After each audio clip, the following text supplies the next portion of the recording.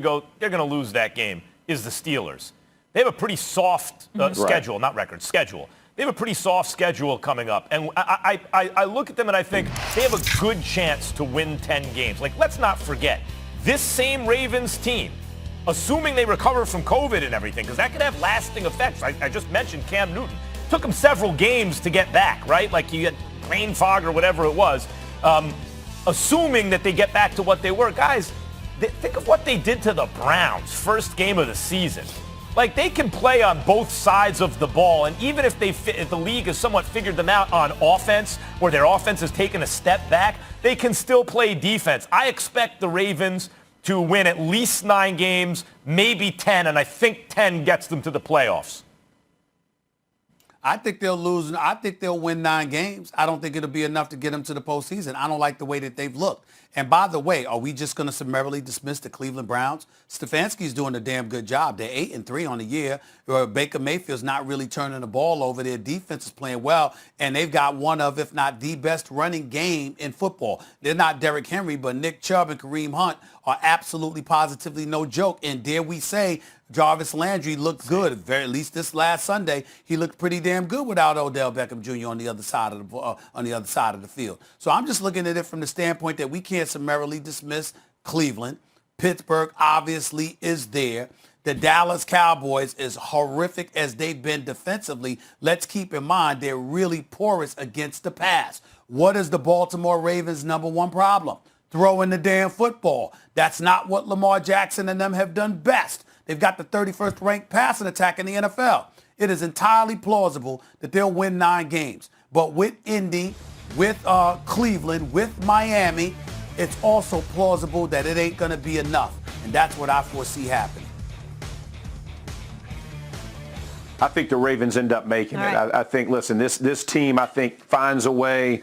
I know they're going. I don't think they're going to beat the Steelers, but I think after that, I side with Max. I think they have a pretty soft schedule. They can take advantage of. I think they beat the Browns. I think they have they got the heads up against the Colts, right? So they're going to be in a chase with that of trying to just match wins with that. But this is a good football team. Don't forget Williams and Calais Campbell, who have both been out. Brandon Williams and Calais Campbell, who have both been out for that Ravens defense the last few weeks. Those guys coming back, and again, I don't know with the COVID if they play this week. I don't even know who's in, who's out at this point. But as they come back to the fold, this will be a much better defense that will continue to push and press teams that I think has been lacking the last couple of weeks. Again, offensively, they got to figure it out. I think Harbaugh does a good job of getting this team rallied towards the end of the season. I think ultimately they make that push and get in.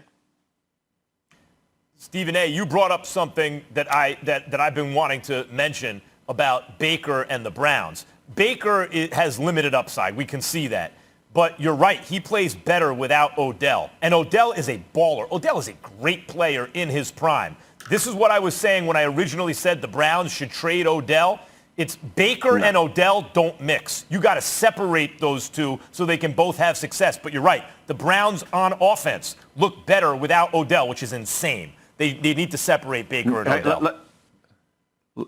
Let me say this. You know why the Browns look better? Because Chubb got healthy. That's why their offense looks better. Hey, but you don't even have to have the conversation about Mayfield at this point. When Nick Chubb came back in that offense and Callahan with that run game, that's a totally different football team. OBJ, Landry, whoever you want to talk about, the bottom line is they can run that rock, and that makes everybody susceptible on the back end. So why are Landry's numbers coming up? Why does Mayfield look better? Because Chubb's back in the action. Make no mistake about how that offense runs. One guy, Nick Chubb. Don't miss the name because that dude's what's driving that Cleveland Brown train. With Kareem Hunt, that's tough. Hey, very tough. Yeah, Jeff, we have like 20 seconds left. Real quick, yes or no? I asked the guys earlier, do you think the Eagles need to clean house?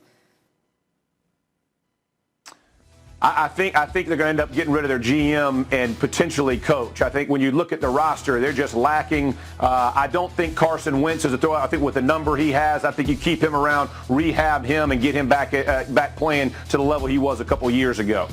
This game between Pittsburgh and Baltimore now scheduled for tomorrow at 3:40 p.m. Eastern time. Not exactly under the lights. Has been moved from Thanksgiving night to Sunday to Tuesday to Wednesday.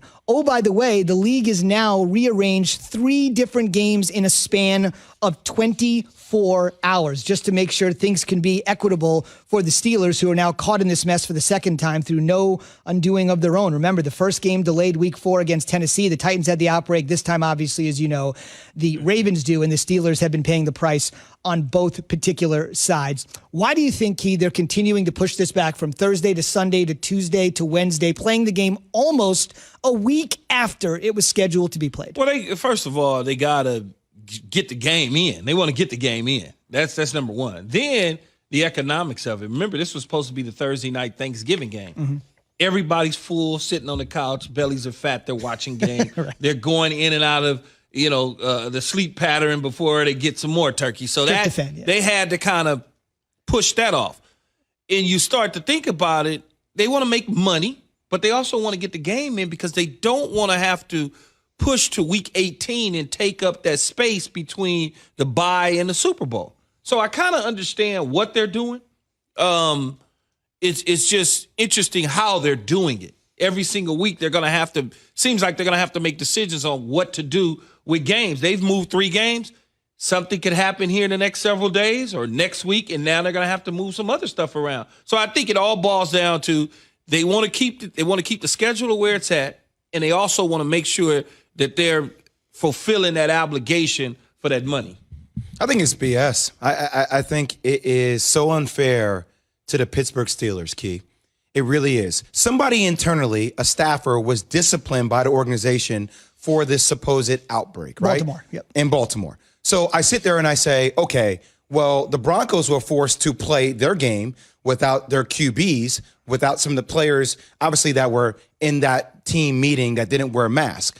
So you reprimanded them, but you're giving the Baltimore Ravens a pass, even though somebody internally within the organization was the one that kind of committed this fault, that put them in this situation for an outbreak. Why do they get a pass and they're now allowed to wait multiple days? And now you have tight end Mark Andrews, you have outside linebacker Matthew Judon, you have wide receiver Willie Snead, all placed on the reserve COVID-19 list Monday, which means they actually will be able to probably play by the time this game is on Wednesday. So if you're sitting there as the Steelers, you're like, well, we could have played this game without half this team pretty much, won the game, but now we have to wait. And players are getting healthy. Players are going to come back. It just seems like it's unfair for the Steelers that they have to suffer when other teams are forced to play earlier. I don't understand the reasoning behind it. A lot of things are fair, Jay, as you know, in life in general. Only Ingram and Dobbins are eligible. But when you look at it, Denver's position is 3 guys versus 20 guys. Correct. I mean, it's a huge difference. And Denver was isolated to one position group. Baltimore all over the roster. So it's a difference between, much like Z is saying, Denver is isolated to one position group, which was the quarterbacks, 3 or 4 of them or whatever it was. And now you got 18 to 20 guys in Baltimore. So you basically have taken essentially half the Baltimore Ravens team away from them. So they're trying to give them time to get back, get healthy or whatever, as many as they can to get back on the field.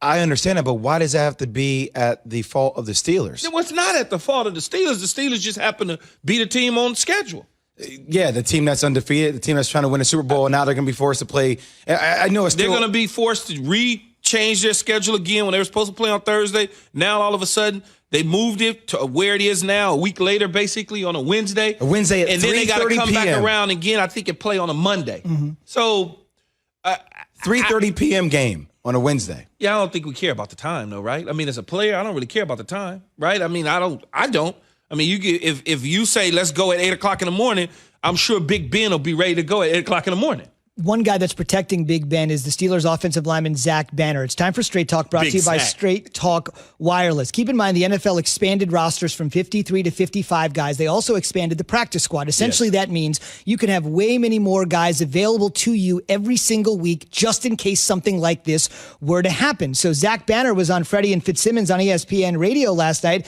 and essentially said, why up the roster number if we are going to continue to delay kickoff? At some point, there has to be a decision made that we're going to play this game. Like, I just don't see how, honestly, and this is how kind of most of us feel, we just don't understand how the whole Denver thing Like, I understand, like, there's been people getting tested every single day. That probably is the only rational reason. They're not sure if there's any more contagious people over there. But, I mean, Denver's just played without any quarterback. You know what I mean? They just brought their guy up off a P squad. So I thought we have extended rosters for a reason, but that's just me. No, and Zach, big Zach Trojan, by the way, USC. He won't play, but he's obviously repping the guys that are going to play and say this is why we expanded rosters, just for this eventuality. That is true, but the rosters are not expanded to the degree of the type of all the players that you're missing. They don't have. I don't even know all the position groups in Baltimore, but just off the top of my head, it's not like they got 3 running backs sitting on the practice squad. It's not like they got several offensive linemen. Yeah, they may have 1 or 2 or 3 or 4 of these, but they don't have, it's not a whole entire new team that you can pick from. There's only a couple players that, they may have a couple defensive backs, a couple linebackers.